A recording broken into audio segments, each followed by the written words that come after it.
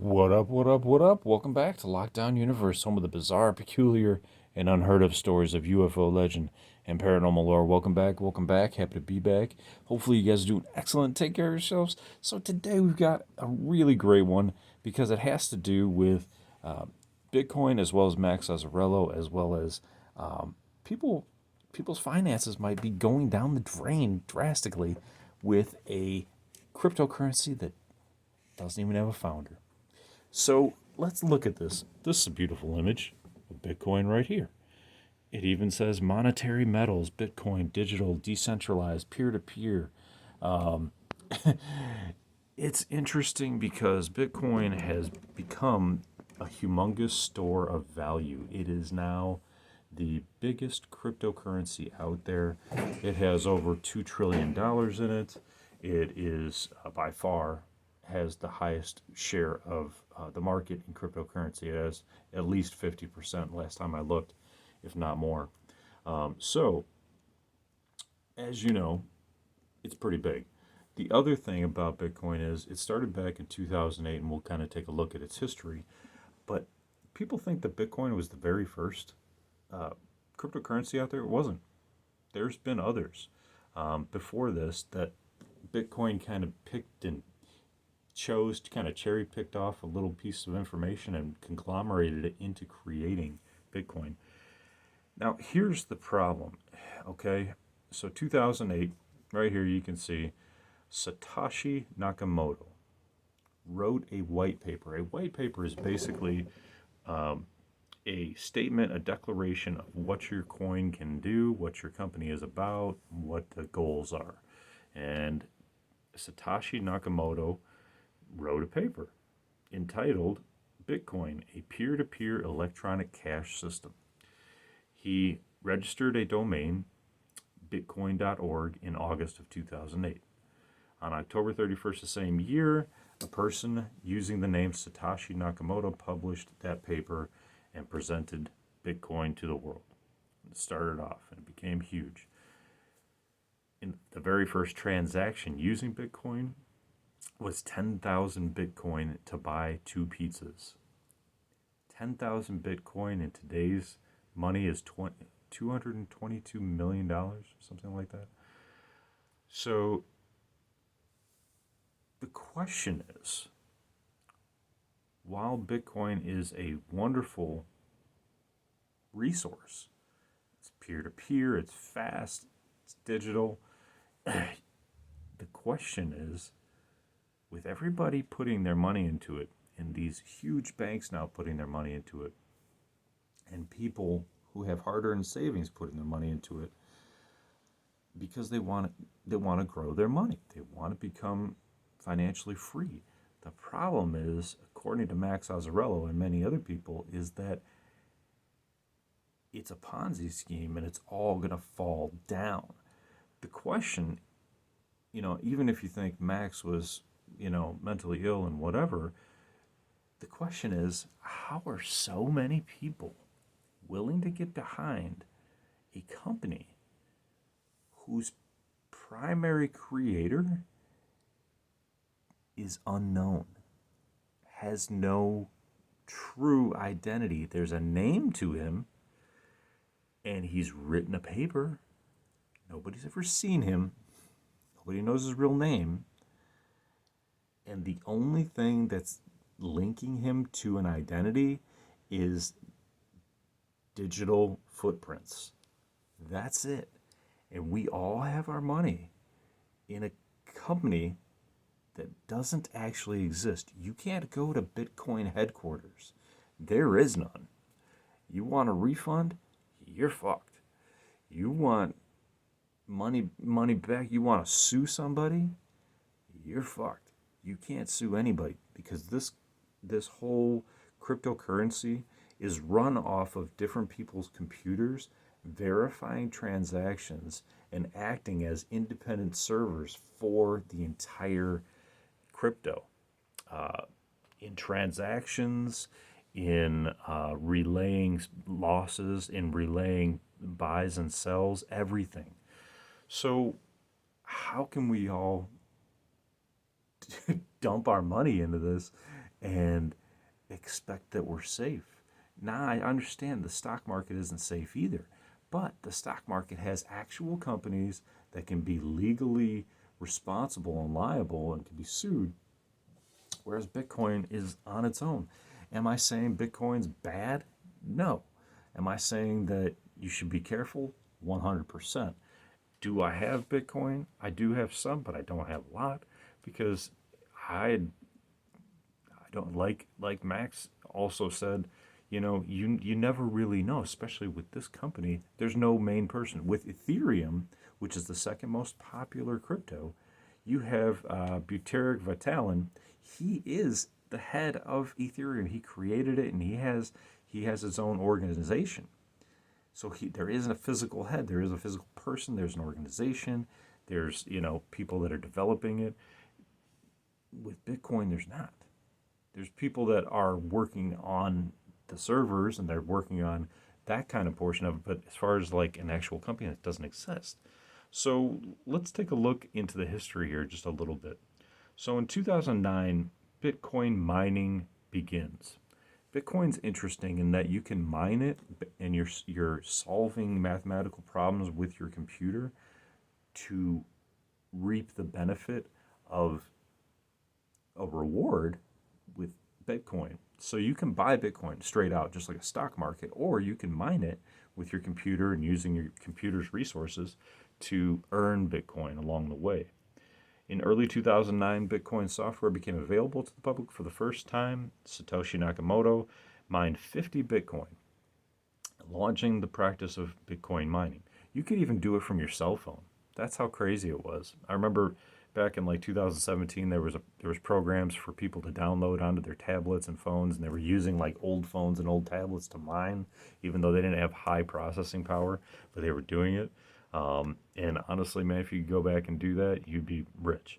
So in 2010, the first transaction happened where a kid bought some pizza with 10,000 Bitcoins. And also, this was the year that Satoshi Nakamoto walked away, and developer Gavin Andresen bought 10,000 Bitcoins for $50 and created a website called Bitcoin Faucet where he literally donated Bitcoin for fun. Now, what's interesting is in December 2010, Satoshi Nakamoto posted his last public message to a popular online forum called Bitcoin Talk, where he wrote about some minor details about the last version of the software. And afterwards, he remained in touch with some programmers via email, but there's no trace of him after April 2011. Well, online digital footprints can be done by anybody. Remember the chat rooms of the early internet in the 90s where anybody could be anybody? You could be a girl, you could be a guy, you could be an old man, you could be anybody. Well, now there's a lot of digital footprints. You can be tracked and all that kind of thing. So how come somebody can track him, right? We should know who he is. I mean, there's trillions of dollars invested into this. Look at Max Bankman-Fried, who had his FTX selling platform for crypto just destroyed, and he went to prison, right? So we have to have people that are somewhat responsible here. So in 2011, new cryptocurrencies were developed, and you had companies like Litecoin, which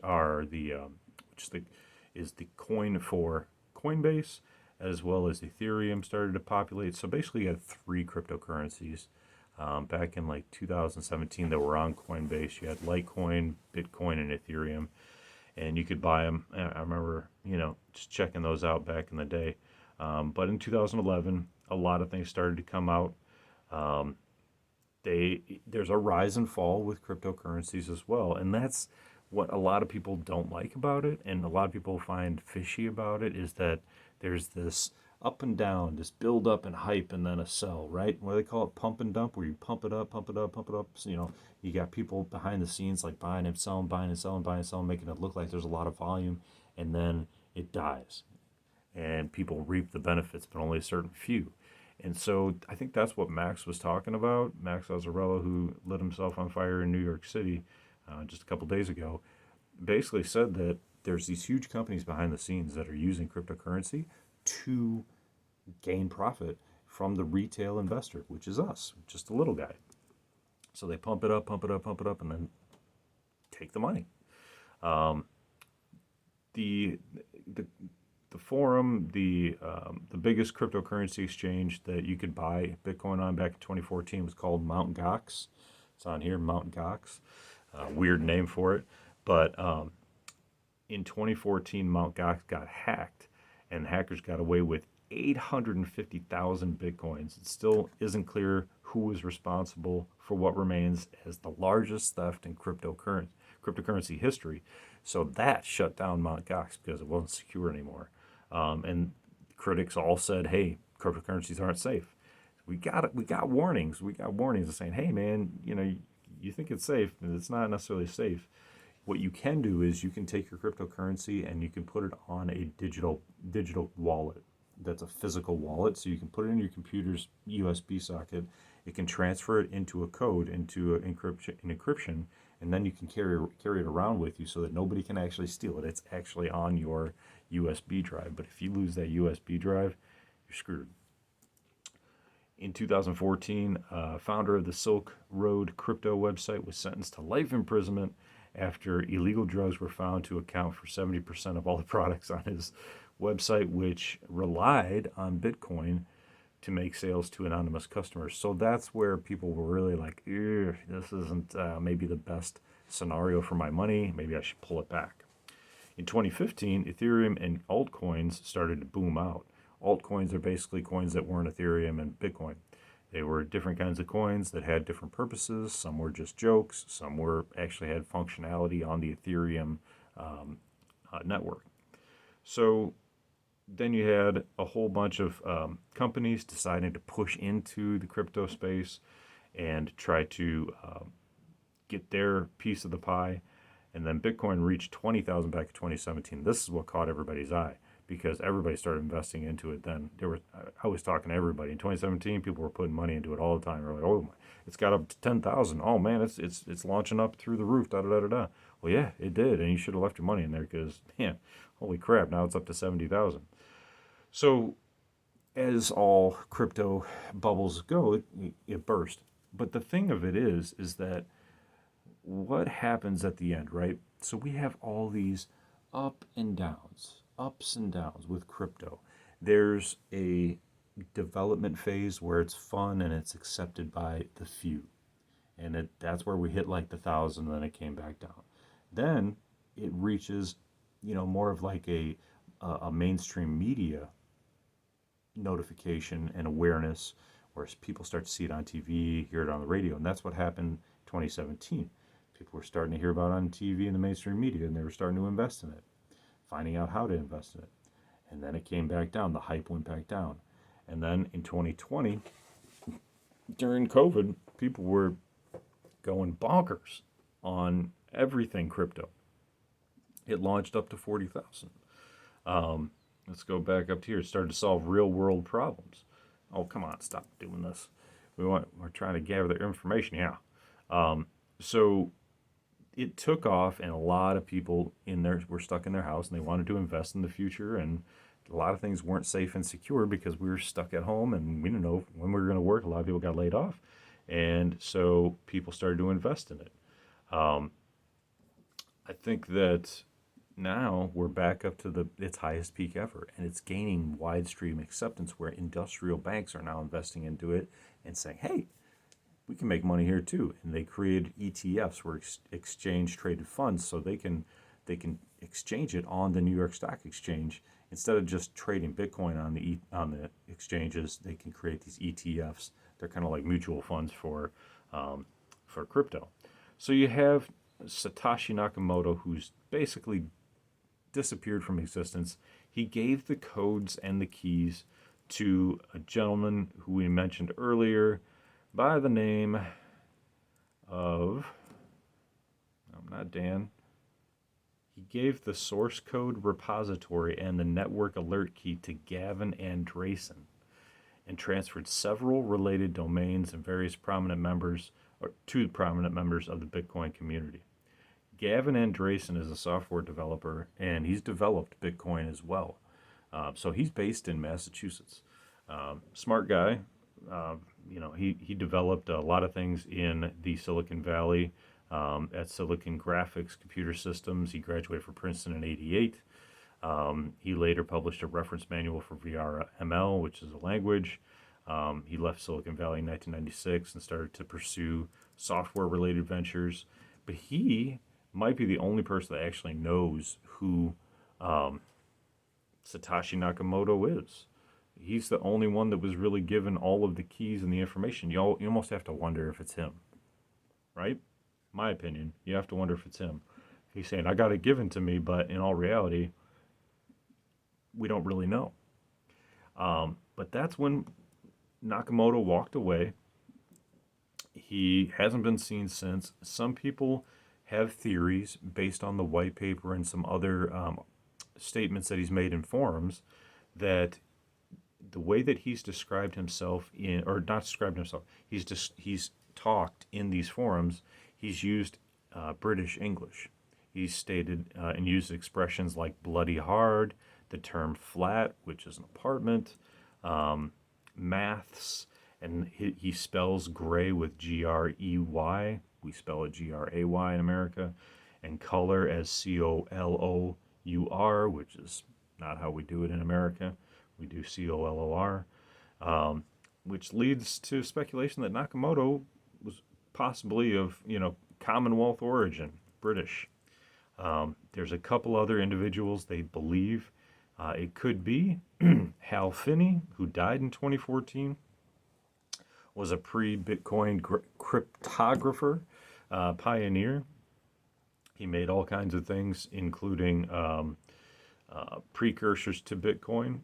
There's also Dorian Nakamoto, who gave an interview stating that it was not him, even though he has the same last name, and whose birth name is actually Satoshi Nakamoto. But besides the name, there's a number of facts that suggested that he was, in fact, the Bitcoin inventor. He trained as a physicist at Cal State.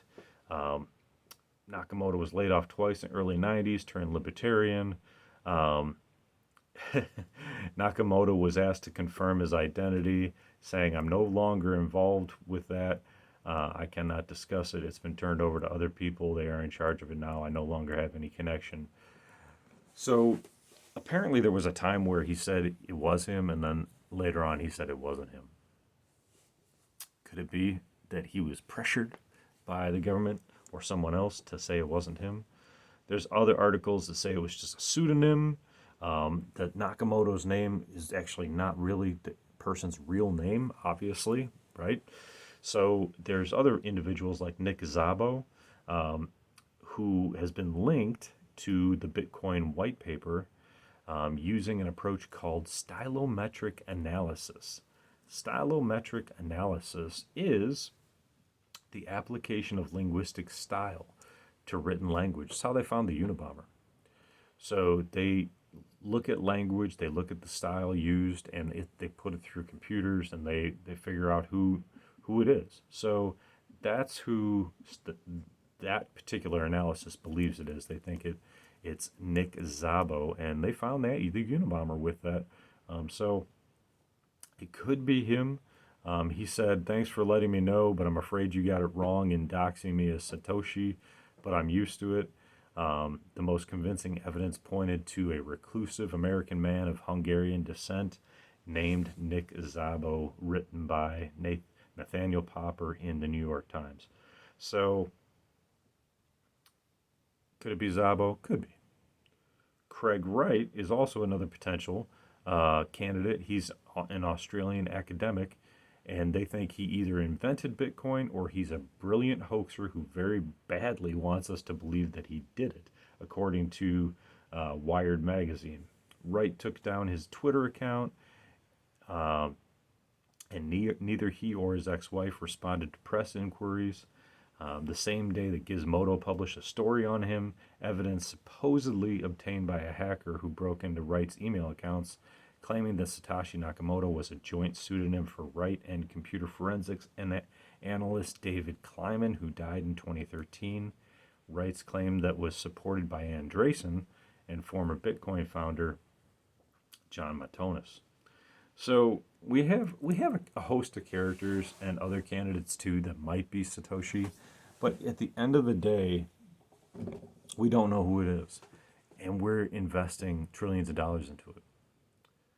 Could these industrial investors, and we're talking about huge banks, be playing us for a fool? Could the government be in bed with the banks playing us for a fool? Meaning, the higher ups, the guys that are lobbyists for the big banks with the government, pushing for progress and for change in acceptance of cryptocurrency, be using and doing this, pump and dump schemes where they're pumping it up, and it's at its highest level ever right now and about a month ago. What's going to happen? A lot of people are going to lose their money when things fall, which it eventually will, but it'll probably go back up again and hit higher than ever. So I think you got to play it like the stock market. You got to buy low, sell high, but always protect yourself.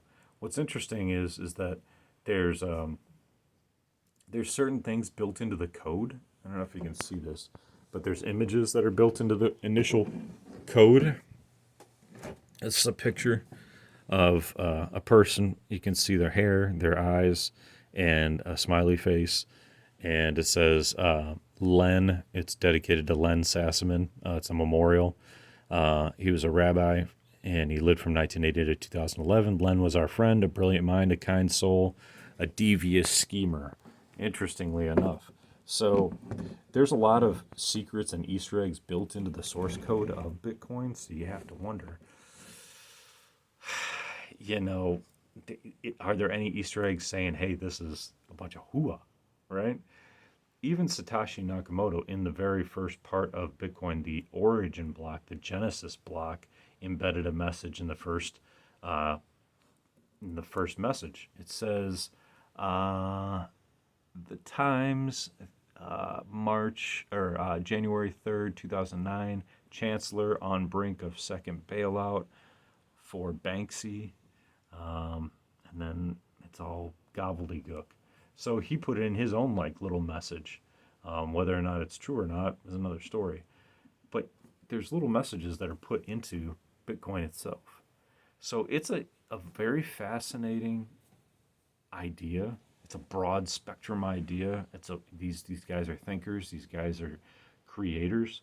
But as we know, the CIA, the NSA funded Google, biggest website search engine there is ever, to gain access for information. Is it possible that the government also is behind Satoshi Nakamoto and the creation of Bitcoin and sent it to Andreessen, who they could possibly control and manipulate, and knowing that maybe they knew the future, maybe the government knew the future, and they said, hey, let's get on top of this before anybody else does. Keep in mind, there's all these stories and reports of them having the looking glass technology that can look into the future. And if that's the case, they can manipulate the future by changing what's going on in the present. So they could presently create anything they need to control the future. Who is Satoshi Nakamoto? The world may never know. But keep in mind, be aware of where you put your dollars. Be aware of when things don't look right, maybe they're not. Anyway, guys, I want you guys to take care of yourselves physically, spiritually, emotionally today. Take care of your family and your loved ones. Follow through on your hobbies and your goals and your dreams. Do whatever makes you happy. And as always, continue to question the universe around you. Please like, follow, share, subscribe. Love you guys. Take care. Lockdown Universe out. Peace.